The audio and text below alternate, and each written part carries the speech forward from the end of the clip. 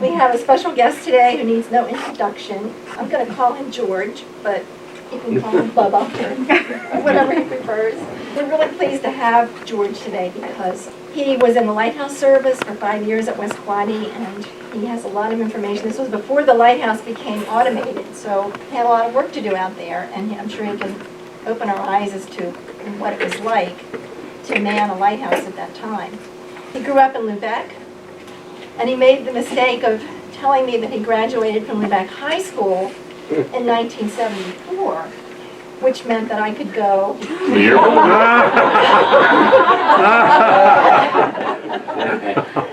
and find his yearbook, which was very revealing, actually. Here he is.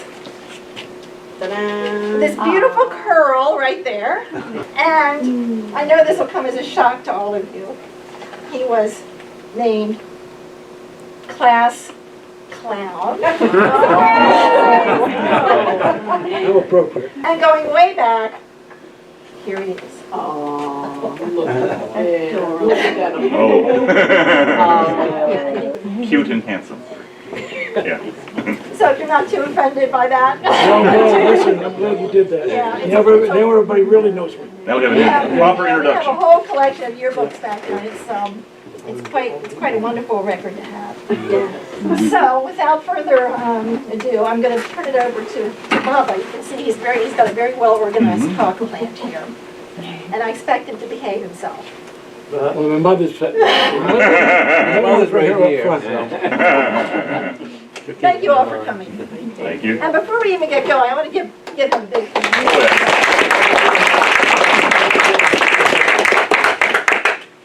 Well, I want to welcome everybody. Thanks a lot for coming. I want to thank the Lubeck Library for sponsoring me today. I appreciate it. We appreciate you. I just want to read one thing here real quick. Man must behave like a lighthouse.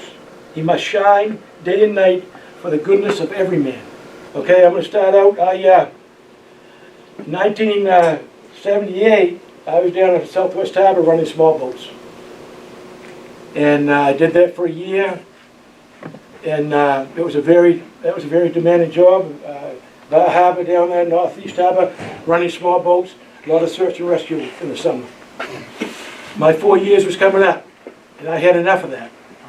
And I said, you know something, I'm getting out of the Coast Guard. I was strained enough. So one day, the chief yeoman hollered out from the window up in the office, "Hey Eaton, get over here." "Yeah, chief, what's up?" "Hey, I got a deal for you." "Oh, really, what's that?" "Oh boy. Westport Heath Lighthouse is coming open in Lubeck, Maine, and the captain wants you to have that job." I said, "Wow, wait a minute. Me? I've got no experience with public relations, got no experience woodworking. You know, I mean, I didn't really have the experience for that job."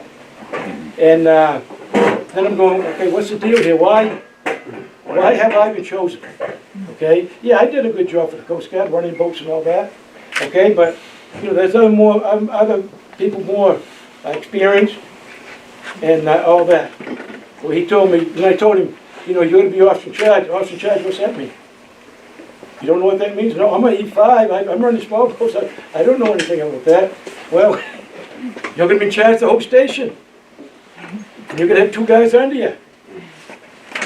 But I didn't get it just then. And I went home and talked to my wife and talked to my mother and father and everything. And I said, wait a minute, I'm going to my hometown. That can be good or bad. Because all my friends are back there. And that's a good chance to relieve the command. So anyway, I took the job. So I went down, I reported in down to West Quaddy Head. And got looking around down there with the other officer in charge. And there was a bullet hole in the wall. I go, what's that? Bullet hole? What happened to that? Somebody shot through the TV, get mad, and they were watching a Clint Eastwood movie. I said, at least patch it. So I'm going around inspecting it because I got to relieve this person. Okay? The tower was unpainted. I looked at the books, the budget and all that. He had yellow stickies all over the wall. Didn't even know what his balance was. I got to check property. He took me over to the Whistle House. He took me up there and What? He had 15 foul weather jackets up there, brand new, $100 a piece. We only got 3 people. So he's exceeding his, he's exceeding his responsibilities doing that. So I'm looking at all this stuff and it's like, wait a minute, I'm not gonna relieve this guy. No way, because I can't, I won't relieve him. So I called down there and told him, I need a yeoman down here, administrative, I need a storekeeper, help me out with the budget and what the balance is, okay? I need civilian workers down here for some of these jobs that's beyond, our capability. And I just can't relieve the guys till that's done. They come down, okay? Then we had the change of command down there. And we went over to this guy's house for a retirement party. And he was all out there, having drinks and stuff, and no alcohol, by the way. And this guy went up to the captain, four-stripe captain. He went to play horseshoes. It was during April, and there was all money. He went right up, put it on his dress blues, right on him.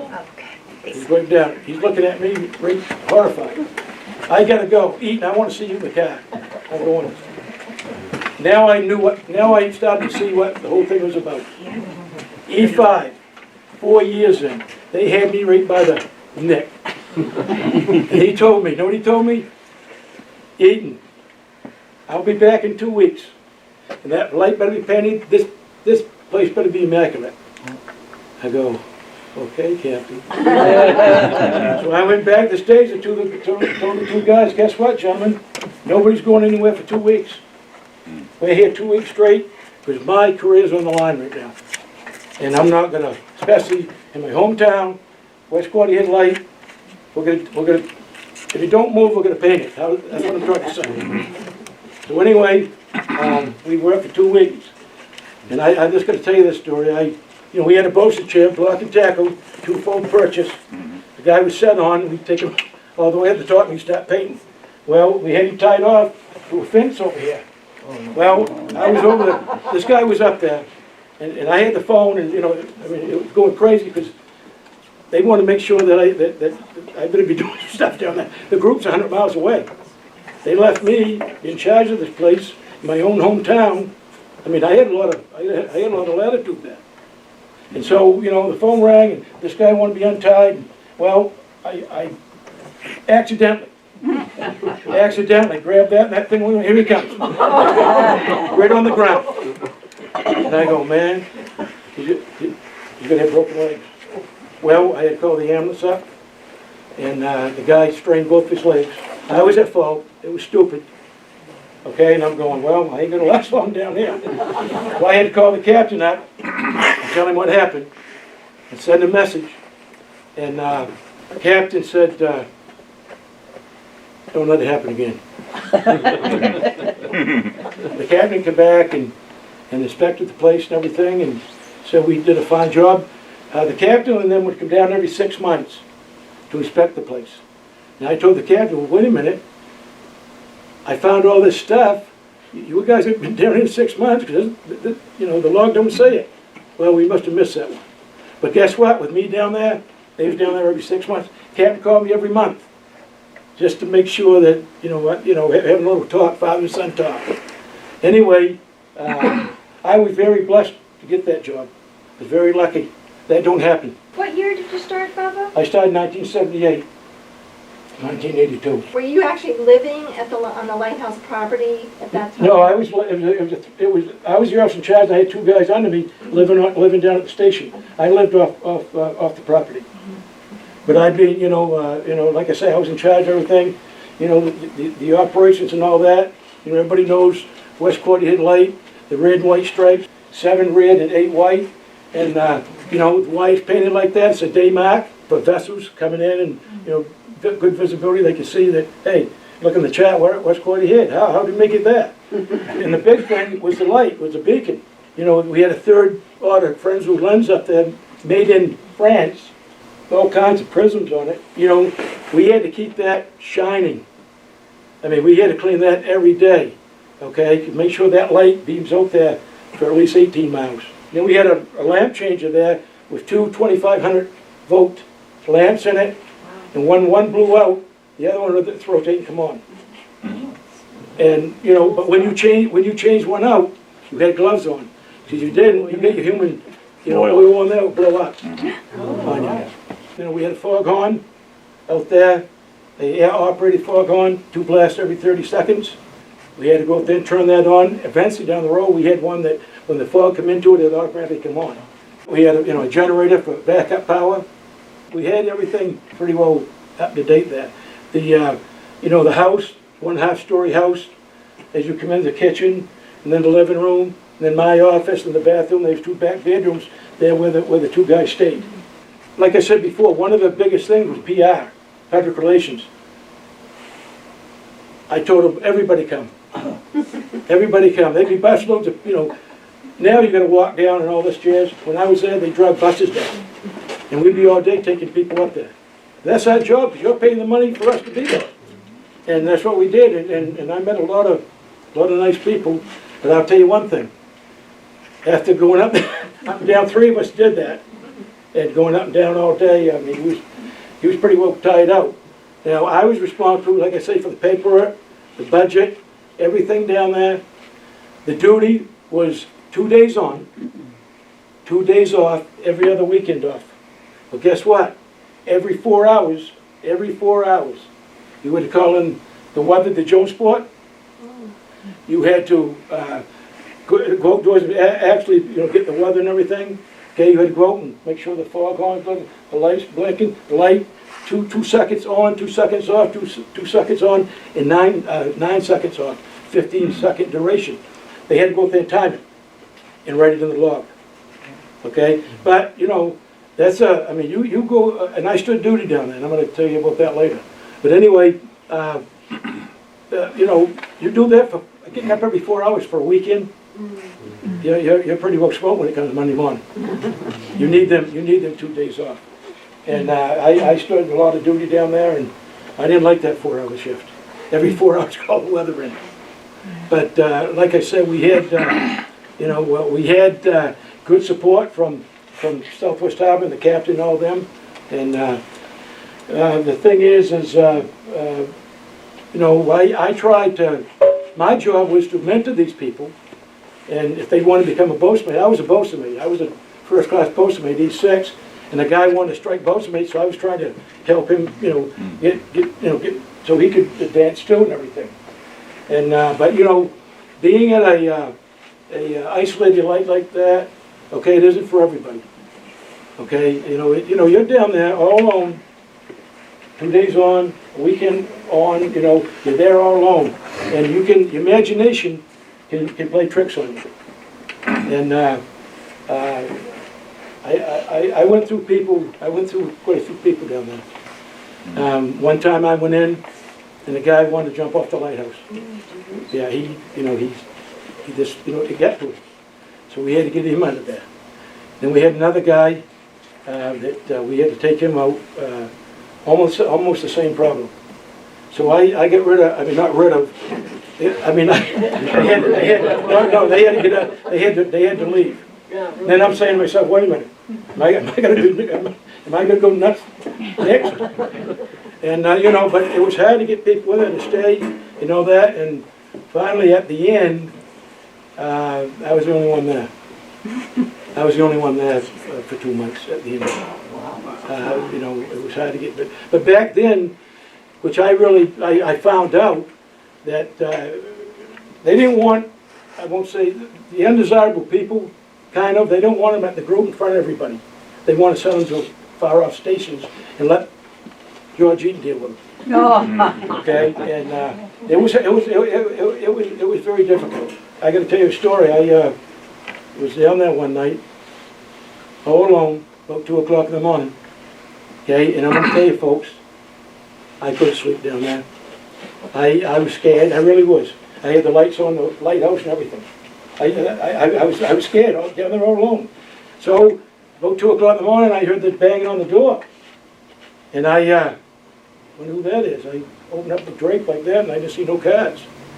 And of course, I had a gun on me. And, because you never know down there. And I looked, and I see this image of a woman standing outside the door, 2 o'clock in the morning. Well, I'm thinking it's somebody camping out on the park over there. Well, guess what? You can't camp out over there. But I thought, look, somebody might have snuck over there. So I opened up the door, this woman's standing there, and she's got this, like a 1940 dress on, okay, like a, one of them, right? And I'm looking at her, and I'm looking at her. And when I was looking at her, it seemed like she was looking right through me. And I told her, can I help you? She goes, yeah, I got to use the bathroom. I said, okay. Well, I kind of stepped aside to let her come in. She went right over to the door, opened it up, and went right upstairs, going to the bathroom. She knew exactly where to go. Okay? So that's when I really get scared. I went over, I looked up, the light was on in the hallway up there, but there was no light come on the bathroom. No light ever come on the bathroom. She could back down.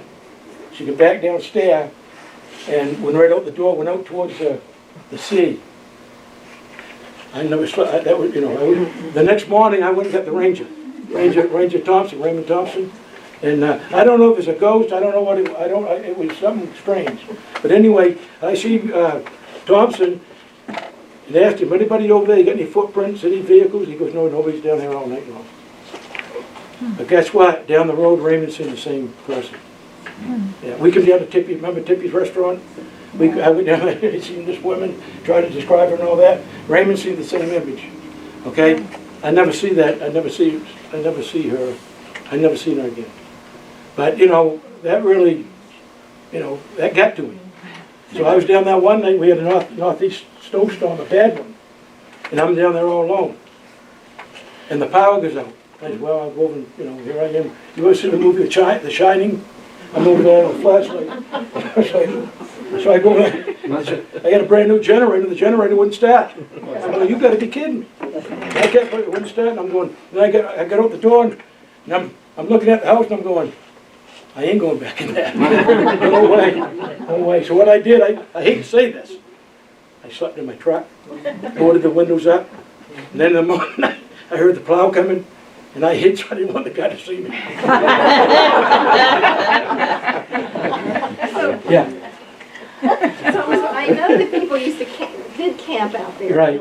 Yeah. So do you think it could have been somebody that was camping and just didn't? Well, there was no camping there. That ranger's been there. He had, he knew that place inside out. He looked around and everything for any kind of fire or somebody sleeping or whatever. I mean, But did you ever discover people camping there while you were? No, I didn't. No, Okay. no. Raymond was quite strict about that. He lived down there. I think he had a beard down there. Maybe it was him I seen in a woman's dress. I mean, he was always, he knew that place inside So out. that was before the park was there, correct? Or No, it was while the park was there. it was, okay. Yeah, it was while the park was there, and like I say, and I thought these guys couldn't stay, being down there during lonely and all that, and they were nervous. Well, guess what? I knew what it felt like then. Okay, it ain't for everybody. I'm lucky I survived that tour. Believe me. Okay, so what happened is, so I'm down there the last 2 months, and I told him I can't call the weather in every 4 hours. Okay, so I talked to the captain, I'm one guy. So they put it down, call the weather in once a day at 12 o'clock. So, I'm all alone down there. Okay, that's how that went. But like I say, it was, I kept calling up, when's my relief coming? I've been here for 4 years. Okay, and don't get me wrong, I appreciate at West Quarter Hid and all that, and I'm lucky I survived it. And so here's what happened. Here comes the new officer in charge. What they did, okay, I gotta back up. What they did, the Coast Guard renovated that in a family light. When I had it, it was me and 2 guys living there. They brought all these civilians down there. Reggie Sawtell was one of the contractors. Brought them down and renovated that whole light. Beautiful, put all kinds of money into it. Because the guy's gonna live there with his family. And I thought they did a heck of a job. So I know the guy's coming. He comes down with his family. They come down, hey, I'm George Eaton, all that stuff. His wife walks by me, goes in and does the tour of the light, gets back out, send the moving truck back up over the hill. I'm not living there. I said, ma'am, with all due respect, this renovated this lake for you and your family. You're very blessed to have this and stuff. I ain't living in this isolated place like this. And I told her, well, so he didn't, she's like, wait a minute, I'm not staying down here anymore. Okay, so we had to call the captain up and tell the captain, he's got it, but, his wife is going back to New York. But, like I say, some people, and I told him he should have brought her down a long time ago and checked this out and see if she liked it or not. So, but anyway, he stayed there, and then he got relieved down there. And but like I say, it's a hard deal down there if you're not used to it. Any more questions? I was wondering, did you ever have any incidents there with people running aground or anything happening out? No, I didn't. Couple boats. I called the Coast Guard at Eastport to come pick them up with binoculars. We'd go up in the town and look around like you're supposed to and all that.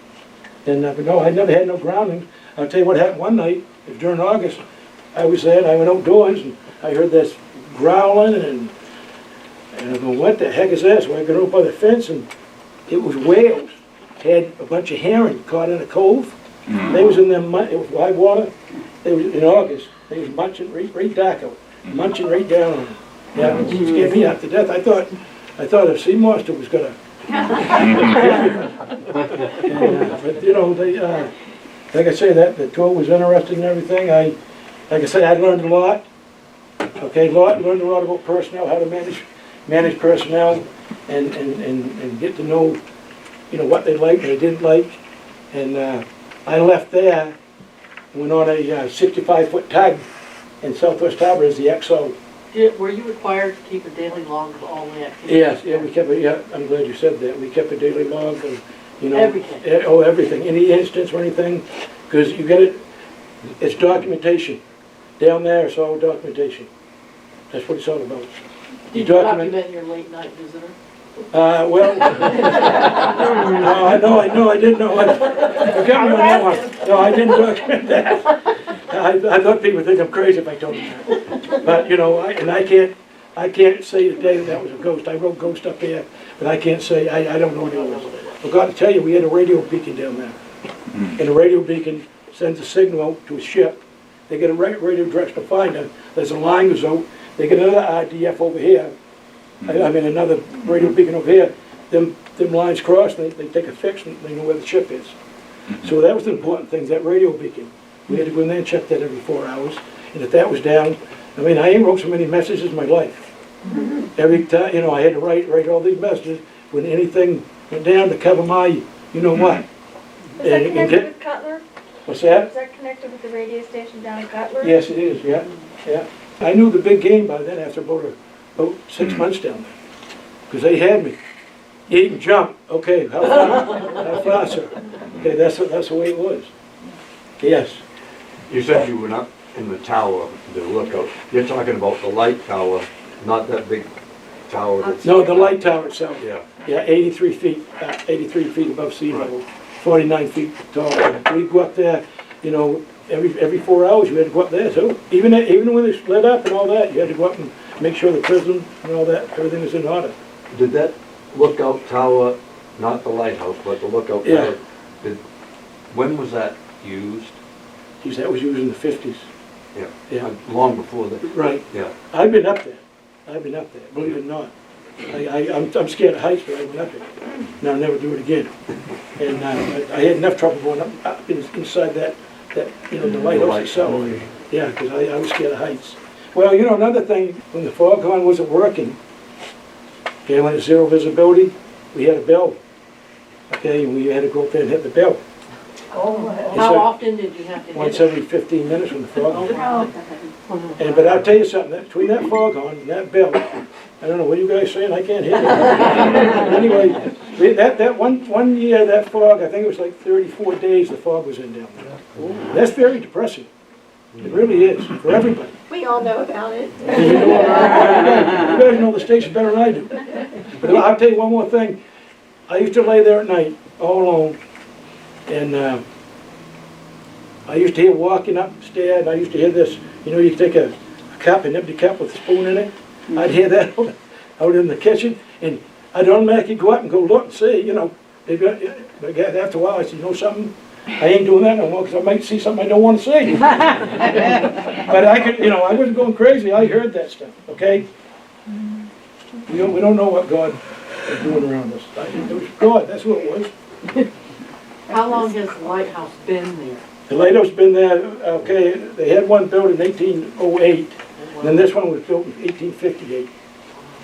You know, I gotta tell you this, I had a brand new 1974 Dodge Charger, immaculate Very car. nice, very nice. And I had it parked out there, and I'd be once in a while, I go in the window and look at it. Next thing I know, I'm there doing typing one day, and I take my two fingers like that. I look, and there goes my car. What? What the, I said, there goes my car, took off. It's like somebody's in it, they took off. It was one of my watch standers. He stole my car. They found him in O-Town with it. I put a, you know, APB out on him. They found it in O-Town, you would have seen it when I got there. Oh. I mean, you know, that's what kind of things was happening. It's like, I mean, come on, you're gonna hurt me bad, you steal my car. You know, I mean, so, you know, everything would go good for a while, then all of a sudden there'd be these incidents, you know. And like I say, you had to have a strong mind and you know, just be a little bit strong to put up with that. Did you ever get over your fear of heights?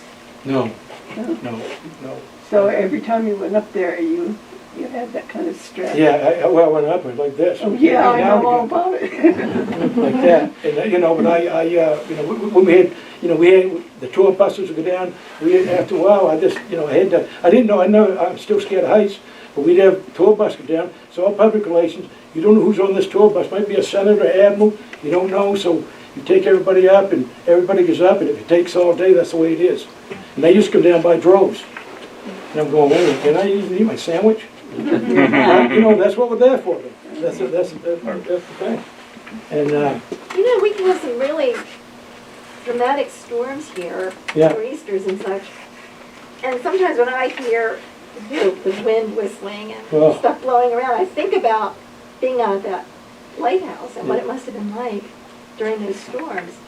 So, did you ever have anything like the building shake, or I mean? oh yeah, the it building was like shake. You know, 100 miles an hour. every time that we get a wind around here, I can't sleep at night. Every time we get a wind at night, it was strong wind, and I can't sleep. And I have dreams of that place. You know, I mean, yeah, we got good northeasters down there. I mean, we paint the light in the summer.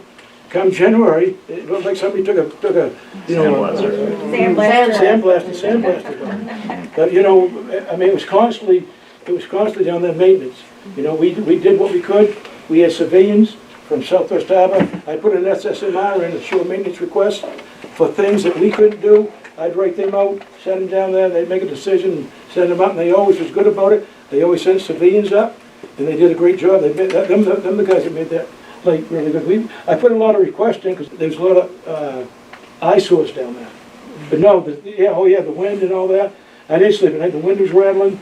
I mean, you can put yourself in a terrible state of mind if you just sit there in bed.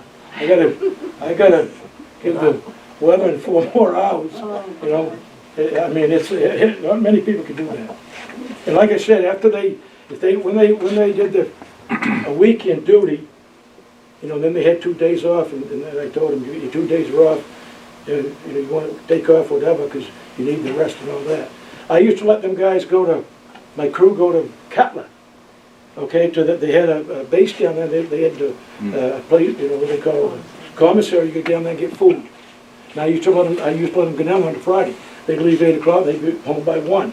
Well, one Friday, wait a minute, 1's gone by, 2's gone by. 8 o'clock at night, they showed up drunk, both of them. And I had to do what I had to do. But you know, it's like, wait a minute, if I lose these 2 guys, Right. well, they're gonna send me another one.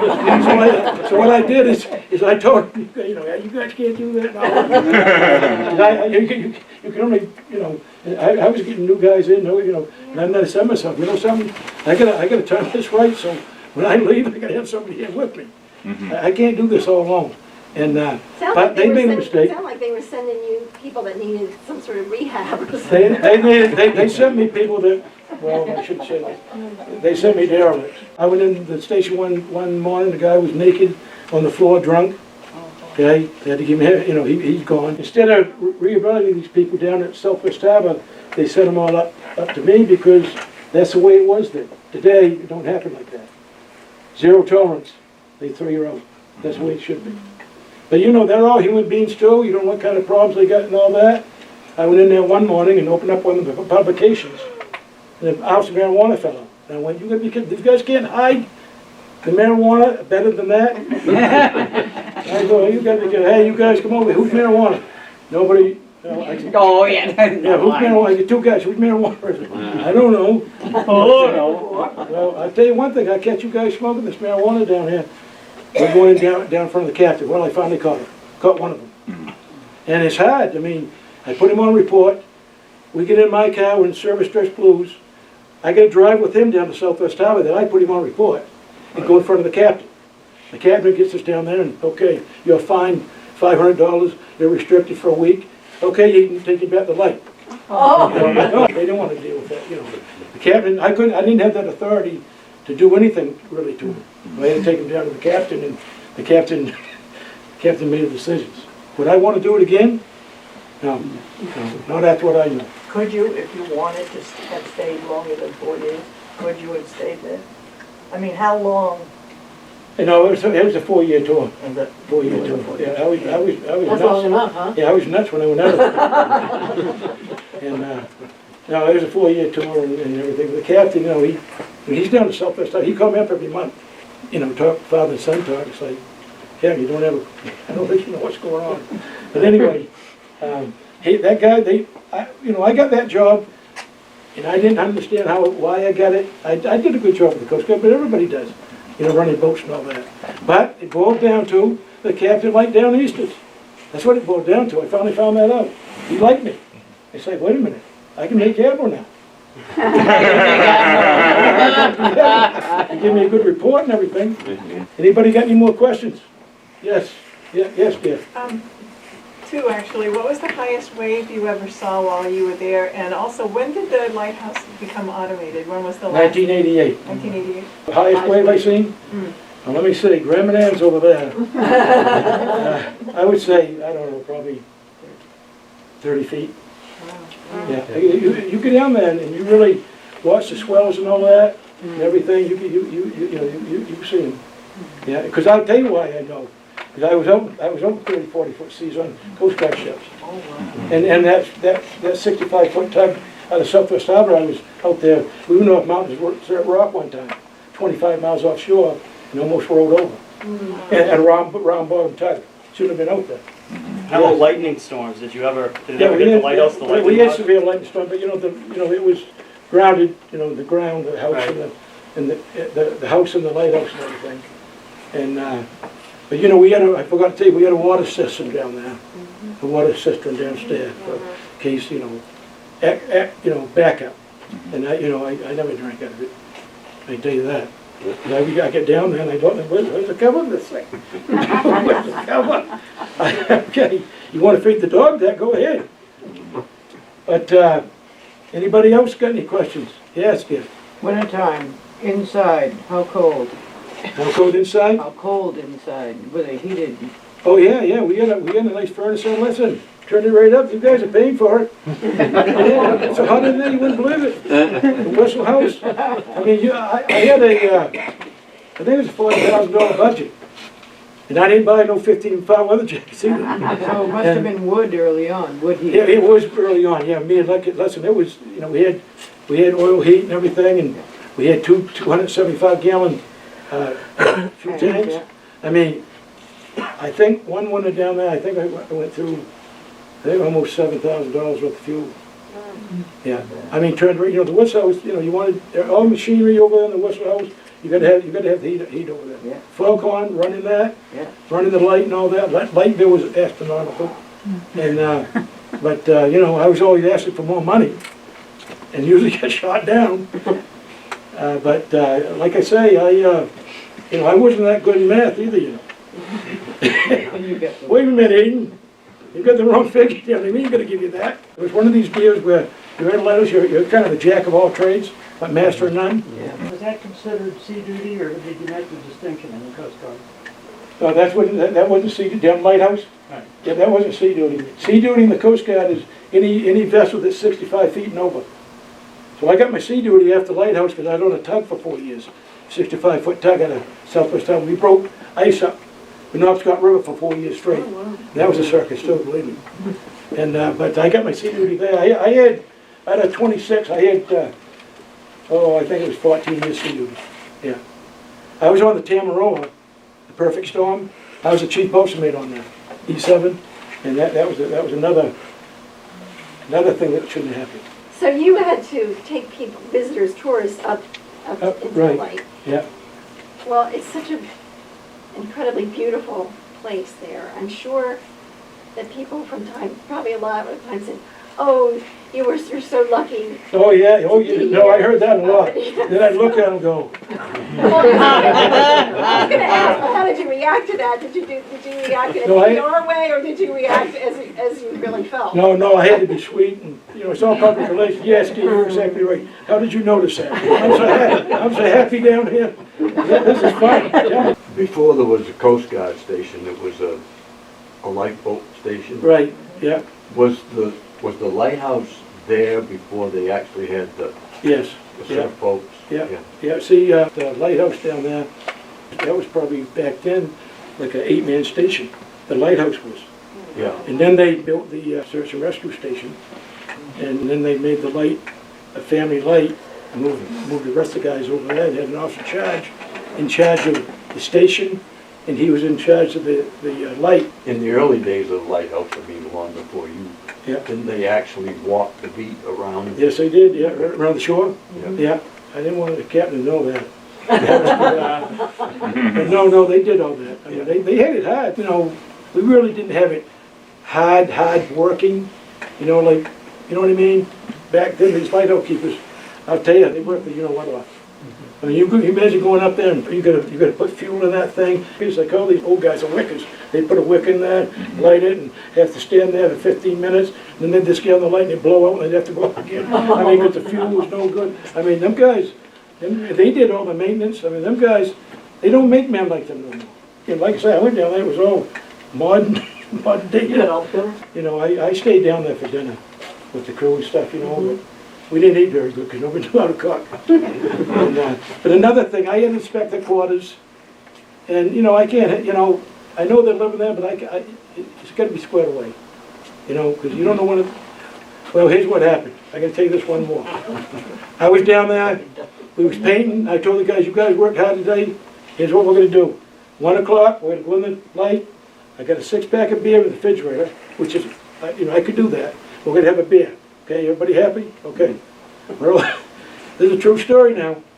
We're on there having a beer, and I look, go to my eye, and I see shoulder boards. Golden shoulder boards going by the window, and I go, what the heck? I thought I had a mind. I couldn't react fast enough. Next thing you know, here comes a warrant officer in there. What's going on in here? We all got the beers here, and I told everybody. He goes, "Who's in charge here?" I said, "I am, sir." "What's your name?" "Eaton." "What are you doing drinking on duty?" "Well, sir, let me tell you something. You guys have been working hard all day. I'm the officer in charge. I thought I had that authority. You don't have that authority. Okay? You want to know better, we put you," he was from the group, from Southwest Harbor. He was a finance officer down there, the comptroller. And I'm going, "You got to be kidding me." The comptroller catches me, and he goes, "Tell you right now, I'm calling the captain now. I'm going to call the captain right now. You're relieved of command." I said, "What? You got to be kidding me." "No, you're relieved of command." He went over and grabbed the phone, called the captain up. Eaton's down there drinking with the crew. And all that. He comes out. I said, "What's going to happen to me now?" He goes, "You're being transferred back to the base." I said, "Where's my relief?" "He'll be coming in about 2 hours." And I said, I was scared half to death. And he goes, "I want all the beer in my truck. I want all my truck." And start putting it on. Confiscated. "Yes, sir." The guy knows. "Okay, see you later." He gets in the car, gets in the truck and drives off. I'm talking to the crew going, "Well, glad to know you guys. You guys, I'm the one that's going to fry. Because I'm in charge of it. You guys are going to be all right." Well, next thing I know, here comes that truck down over the hill. The guy's got a beer in his hand, open, laughing. And I'm going, is this guy an imposter? I ain't gonna say his name. But anyway, the guy was a warrant officer from the Coast Guard. Okay? And he come down, he brought that beer brought up there, he goes, Eaton, you don't know who I am? What is wrong with you? And then I finally figured it out. But anyway, he goes, I said, well, you called the captain. He goes, no, I faked that. I'll tell you one thing, he started laughing, brought the beer back in and everything. But, well, he lived in Lubeck too. So he said, Eaton, let's make a deal here. I said, what's that? If you're having trouble with your finances and your ledger and all that, he goes, call the captain up, tell him you need my help. So every Friday I go down to your light instead of staying down Southwest Harbor. Well, he was a W4 warrant. He's way senior than me, so I did that. So every Friday we was down there. I told him, come on, man. I almost said his name. I almost said, I don't need you, man. But he outranked me. But he was a nice guy and he's a good friend of mine. And I'll tell you another thing. He helped me out. Back then you're supposed to get the paycheck. You get your paychecks in the mail, and you never pass them out early. Never. No. He told me that. So, like an idiot, I passed them out early. I told the guys, whatever you do, don't cash them to 2 days from now. Okay? Well, somebody says there's a house on fire, and go back, and I can't say who it was, and anyway, I said, oh man, what? It's one of my guys? Oh, okay, we'll have to help him out and all that. This guy gets back to the station with a half a paycheck, the other side burnt, right off, and how much it is on that. He wants his money. And I'm going, wait a minute. And I didn't have the money. I didn't have that kind of money. So, Southwest Harbor, talked to that chief warrant officer. Sir, you ain't going to believe this one, but I got to tell you, because somebody's going to tell you. I'm in charge down there. I passed the paycheck. So, what? And guess what? I got one. He brought one back. It's just, it's half burned. What? He goes, you know something, didn't I, how dumb are you? I said, well, I'm pretty dumb. And you're right, I'm sorry, sir, you want to take it out on me, whatever you're going to do to me, but I think the guy, needs his pay. You know what that guy did? What kind of guy he was? He was the same guy that showed up on the beer thing. He said, send me that check. I'm going in my own personal bank account, send the check to you to give to him, and I'll take care of this, and keep your mouth shut about it. That's what kind of guy he was. Not many guys, I would have been booked for that, for somebody else. And that guy is one heck of a nice guy, smart guy. I'll tell you something. God was looking out for me. He really was down there. I really, I was, like I say, I was so lucky, blessed. I mean, my hometown, my mother came down all the time and brought me dinner. And I mean, it was nice. But I just want to, anybody got any more questions? Why don't you introduce your mother? This is my great mother. Beautiful. She's trustworthy, loyal, helpful, courteous, kind.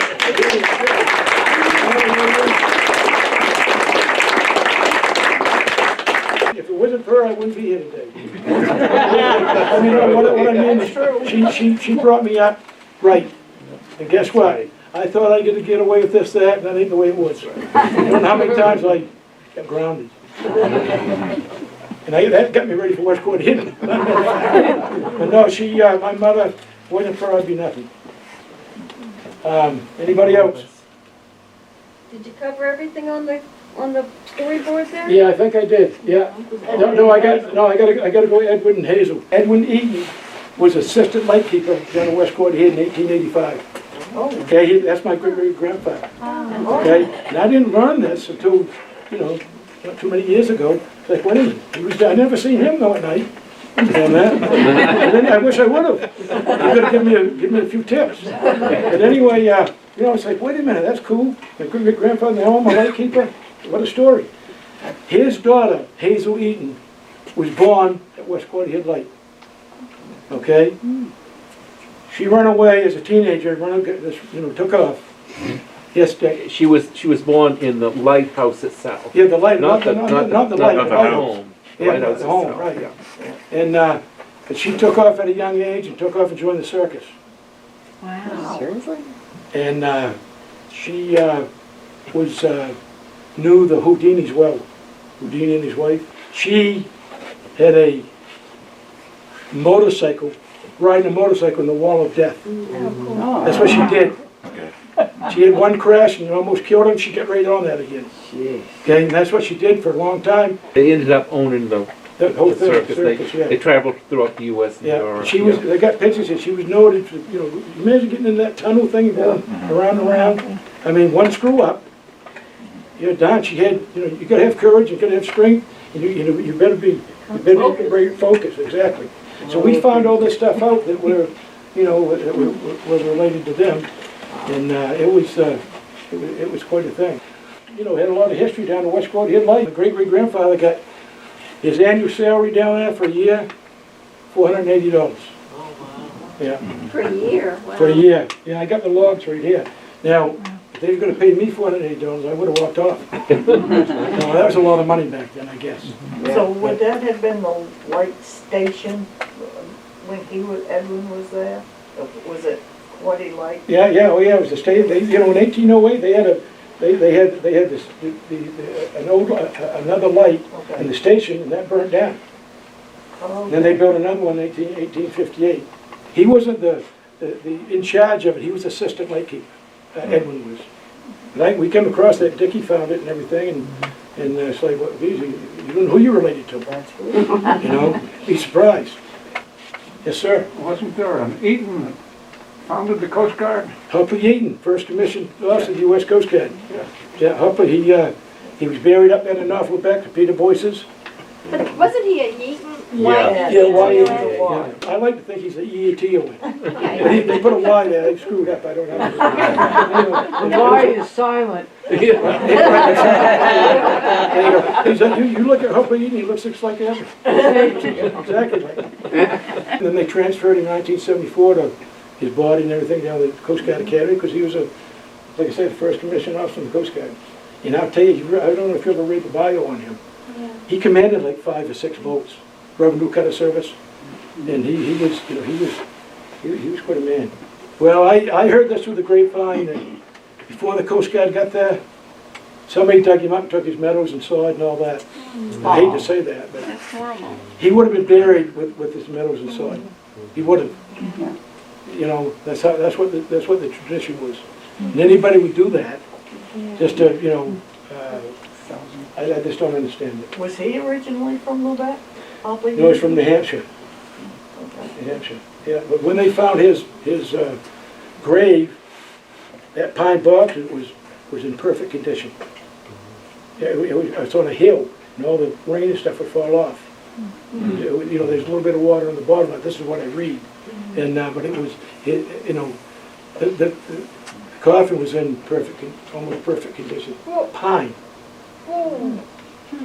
Why would it have been in perfect condition if grave robbers had been there? Well, they know what they was doing. Yeah.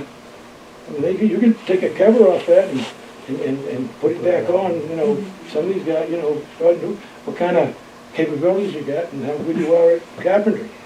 But they, you know, that's what I heard. I believe that.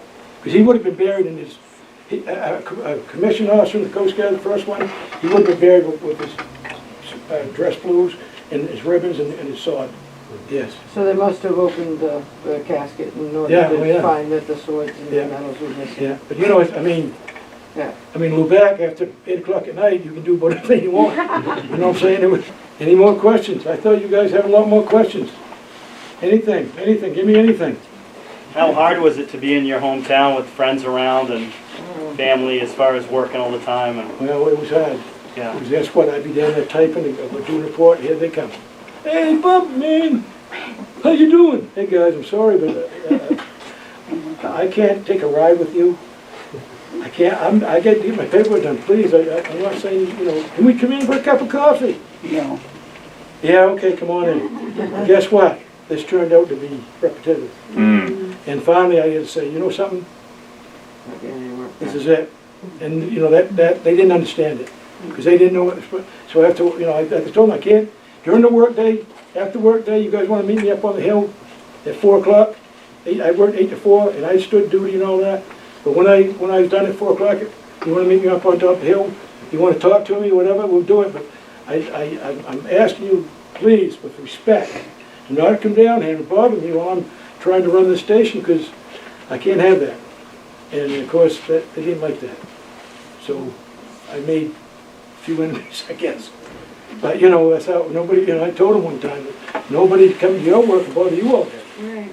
And, but, you know, it was a hard thing to maneuver. And I had a lot of, you know, he's right. My son's right. I knew a lot, you know, I grew up with these people, Lubeck people, and all the people here, outstanding and all that, and, you know, and everything. And you don't want to make anybody mad, you don't want to hurt anybody's feelings. But I had a lot of people coming down that boat every day.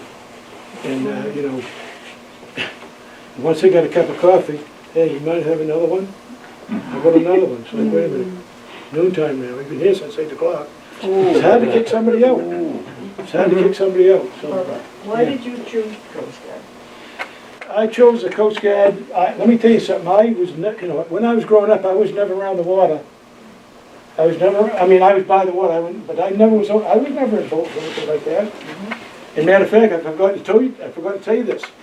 I was seasick my whole career. I was seasick my whole career. I get on that tug down there, you wouldn't believe it. I'd be out there standing my watch on the tug. Me and the chief was on, I think, 2-hour watches. And any kind of sea, I'd be up there with a bag. Because I ain't going to bother him. He just put on there 2 hours up on the bridge. And I had to watch 2 hours. I was sick. I'd run the boat, but I wasn't going to call him up there because it wasn't fair. But I was sick. On all these ships, I was sick. But I would never, ever have an officer come up and relieve me, even on these ships, with a captain, full captain, as a commanding officer. I was the chief then, standing watches. And I stood 4 hours on, 8 hours off. You're responsible for the whole ship. You're running the ship, and they're all sleeping. But the thing is I would never have an officer come up there and relieve me as a chief. It ain't gonna happen. I'll die first. Did you have family in the Coast Guard? Like, no, I didn't have any family in the Coast Guard. Well, you know, Edwin Eaton. But no, I didn't have no family. Like I say, listen, I came out of high school, didn't know what I wanted to do.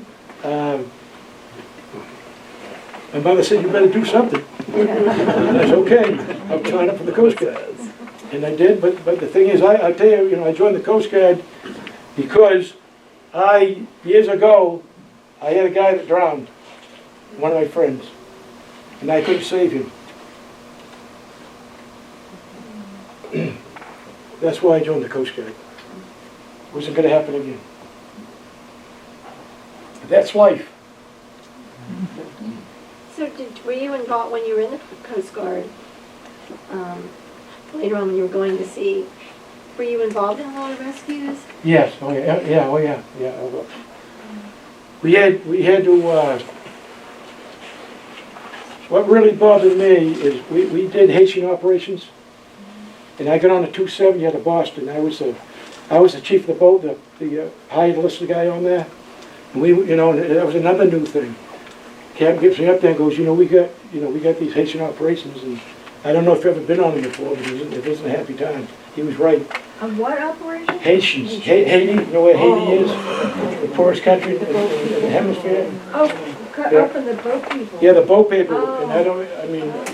And I've never seen anything like it. An old wooden boat with 100 people on it. Women, children, babies. It was terrible. Well, the captain was the kind of guy, he wouldn't read the statement, he couldn't even look at it. That's how bad, sensitive he was.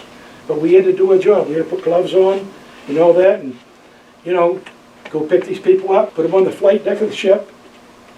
Okay, we had armed Marines there, because you have 100, 150, 300 on there, they could overtake the ship. Now, I hate to say this, we used to shackle them people, the ones that got out of order, we'd shackle them to the boat deck. We did. Okay, I know that's not right, but we could, they jump overboard. So we'd get up there, I was Chief Master at Arms too, so we'd take these little pads, the sleeping pads, we'd pass them out to all of them, we'd get them all lined up. Women and children were over here, they'd be in line right here, down the middle of the flight deck. All the men over here, you wouldn't believe it. Men over there trying to grab that stuff, and and when we brought, bug juice, like Kool-Aid, we fed them every day, beans and rice. You wouldn't believe it. So where were you taking these people? We was taking them back to Haiti. Oh, you took them back. And I'll tell you, awful. I went into Boston one time, got a paper, I got it home, And I looked at it, and I said, you gotta be kidding me. It was me dragging a woman off the brow and the head, you know, on Haiti's brow, you know, on the pier. I was dragging her off. And somebody took a picture of me. It's like, well, how lucky am I? But it didn't say who it was on the paper. But the thing was, I'll tell you something. You want to make sure, you want to be sure, you want to be very blessed that you're American and you're free. We are so rich and blessed with God. I seen it. I couldn't believe it. Made me sick. You have to look in the eyes of these people. Okay, they ain't got nothing. Nothing. Babies crying. Well, I did about 12 patrols on that. And, you know, after we take them back, you know, we'd have to, you know, take a fire hose and clean the flight deck and all that up, and then go back to Cuba and restock toilet paper, all these supplies and all this. The captain had a bright idea one time. You know, Chief, they ought to have some cover. I said, Captain, what do you mean there's no cover? He said, can't you put some post up there with the canvas, heavy canvas on it? Well, he taught me into it. I knew it was going to work. Well, guess what? We went out of Cuba, can't go about 20 knots. There it is, Captain. There it is, Captain. Nobody hits it. He goes, Chief, what happened there? I don't know, Captain. You know what I'm saying? It's like, yeah, don't get me wrong, I wanted to cover them too. But we had no bathrooms facilities for them. We ain't going to let them in the ship. You don't know who's got AIDS? So we had toilets on both sides of the flight deck. Now, I know that seems, you know, not right. And we did finally, for the women, we covered them up. But I mean, it was a very sad thing. And what we did after we got them off the boat, we either rammed that boat and sunk it, or we took explosives over there, or kerosene and torched it. Because we didn't want them coming back that same boat again. And when we took them into Haiti, we had the Marines with us too for backup. And you know, we had to drag them off the ship. They were screeching and crying and everything. But I mean, Cap goes, once we hit Haiti, I want them off fast. Okay, you got to haul them off, you haul them off. And that's what we had to do. And we're not proud of it. But the thing is, we had to get out of there. Because you didn't know what was going to happen. You don't know. But all these people that we took off, I seen them march them up in the jungles, and I often wonder what happened to them. But it was one right after another out there. One time the boat collapsed, and there was about, I don't know, 200 people in the water. Haiti wouldn't even come pick up their own dead. We had to pick them up. 110-degree weather. It was all dead. So, I mean, once you see that, it's not good. So Bubba, is there anything else that you would like to talk about? That most of your time talking about the lighthouse, but is there anything else about Quebec that you would like to tell us about? Well, you know, like I say, my plan was to join the Coast Guard. I wanted to really stay in Quebec because I loved Quebec, and back then there was jobs and all that and everything. That didn't happen, and I'm an avid hunter and fisherman. I go four-wheeling. I like ice fishing and all that. I hated indoors. I'm an outdoor person, and Maine Quebec is the best place for me. My wife wants to go on trips all the time. I tell her, go ahead and go. No, I'm just kidding with you. But I don't like to try. Listen, I've been all over the Caribbean. I've been all over the place with the Coast Guard. Okay, and I've seen, and guess what? I give everybody a tip. You want to see what we got in the United States to go in the Caribbean. Believe me. We hit all them places down there. And we was down there doing law enforcement. And the druggies always had the best boats, the best equipment, the best radars. Times we got intelligent to go get a guy, all of a sudden you look on the radar and they'd be, it's a streak. It's like, wait a minute, what was that, a jet? It was a boat. They had cigarette boats that would go 200 miles an hour. They had us, it was a joke. We'd be anchored. We're anchored law enforcement. That big 213-foot Tamaroa around bottom. You imagine what you look in the radar like that. But, we never caught nobody. We had a waste of money. We didn't. We sat there. It was good duty sitting there. Up on the radar looking at them. But, like I say, you know, I sometimes wish I would have went to college or something. But I've been blessed. I retired as a good rank, and a lot of the junior people that was under me, they helped me a lot. They made me look good. Okay, I'll tell you something. You get some smart people in the Coast Guard. But the junior people, I was a senior person, but guess what? I would listen to the junior people, always, always. They had a better plan, and I was chief. It's like, no, you're going to listen to me. I'm the chief. No, you got a better plan. That's how it's going to go. And some of them guys did, and I wasn't like that, because you want to make them feel valuable too. And that's how I was my whole career. I was on 3 ships with 20 or 30 people under me as a chief boatswain. Anchoring, boat handling, helicopter operations, towing, and all that stuff. And I knew all that stuff, and I had to teach them. But we had guys that smarter than I was. But it was, but like I say, I'm back. I'm back here now. I've been retired 19 years. Hard to believe, 19 years. But I still, like I said, when it started blowing and all that at night, I still have dreams of the Coast Guard. I woke up one morning, it's like, wait a minute, we're getting underway today. I ain't even ready yet. I didn't even look around. It's like, wait a minute, I'm in a house. But you've been through that, and whoever puts, especially over 20 years in, okay, well, you know what? Everything, all these jobs are kind of different with me. Okay, and I learned a lot, but like I said, being down to Haiti, being out there off Georgia's banks, boarding scallopers and fishermen and all that. I was a boarding officer. I boarded plenty of them out there, and I've written up a lot of violations. And it's hard, but you got to protect. You got to protect the species too. And them guys that I irate out there. I went on one boat, an Easton rig. Easton rig is the powerhouse. Is on back. They were out there dragging, and I went aboard, and first thing I checked was the net. He had an extra net on that. The other net was dragging. I measured it. It was shot. $10,000 fine. And I told him, sir, I think you better bring your other drag up. He goes, why? I said, that drag is, it's too short. That's a violation. Well, you got to remember, when you go aboard there, it's their property. You got to show them respect and all that. Well, I went there. Well, he said, I'll think about it. I said, well, you better do it. So I went down below. Of course, if you see a short drag, the holes are short. He's got short fish. I went down there, the hole wasn't like that, all these big fish, everything nice. I started digging, he had all kinds of short fish. Brought the net up, that one was short too. It cost him a lot of money. He was irate with me.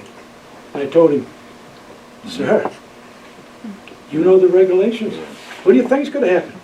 But, that's hard to do, to find, get that, and it's going to, I bet you the district charged at least $50,000. You ought to see all the short fish. I mean, you wouldn't believe it. But it's called greed. Greed. They want to get as much as they want, get this big payday. Because they caught all the big ones, and the short ones are plentiful. That's right.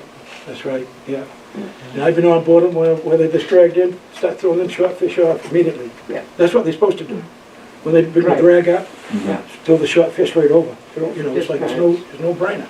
Yeah. And but you'd be surprised how many of them guys would try to cheat the system. I would have bought a boat and I opened up the refrigerator because I could look at everything. And it was full of lobster legs, the claws and all that. Can't have that. Can't have that. So, I mean, but you gotta, you always gotta remember that's their boat. You gotta show respect and be kind to them and all that. And when you're writing them with a violation, you gotta have a smile on your face. What I always did too, I showed them the violation.